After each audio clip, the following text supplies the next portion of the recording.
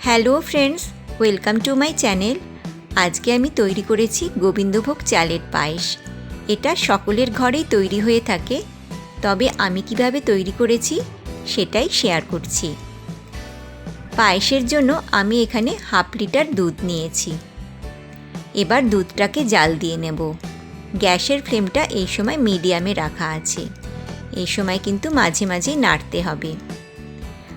1/2 litre দুধের জন্য আমি এখানে 1 মুঠো গোবিন্দভোগ চাল নিয়েছি। ওজনে 25 গ্রাম মতন হবে। এবার চালটাকে ধুয়ে নিলাম। এবার খুব অল্প ঘি নিয়ে নিয়েছি। ঘি দিয়ে চালটাকে ভালো করে মাখিয়ে নিলাম। এদিকে দুধটা বয়েল হয়ে গেছে। দিয়ে দিলাম তেজপাতা।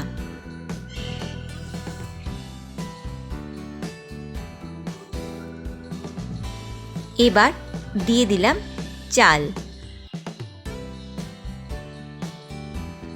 ভালোভাবে মিশিয়ে দেব।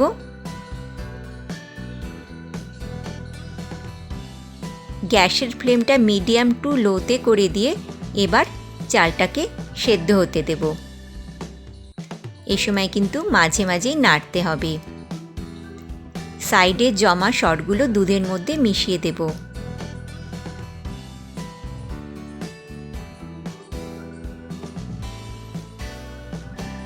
এখানে একটা পাত্রে নিয়ে নিয়েছি অল্প ঘি।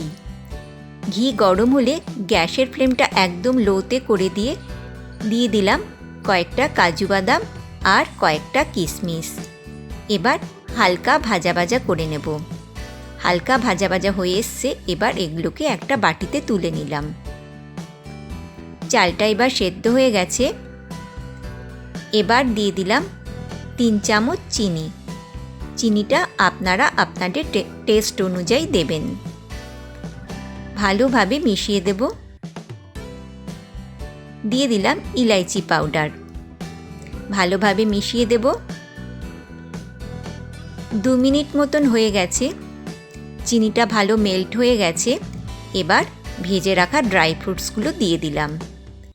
ভালোভাবে নাড়াচাড়া করে 1 মিনিট পরে আমি গ্যাস অফ করে দিচ্ছি, কারণ এটা ঠান্ডা হলে অনেক ঘন গাঢ় হয়ে যাবে। রেডি হয়ে গেছে আজকের গোবিন্দভোগ চালের পায়েসের রেসিপি। এই রেসিপিটা কেমন লাগলো অবশ্যই জানাবেন। ভালো লাগলে লাইক আর কমেন্ট করবেন।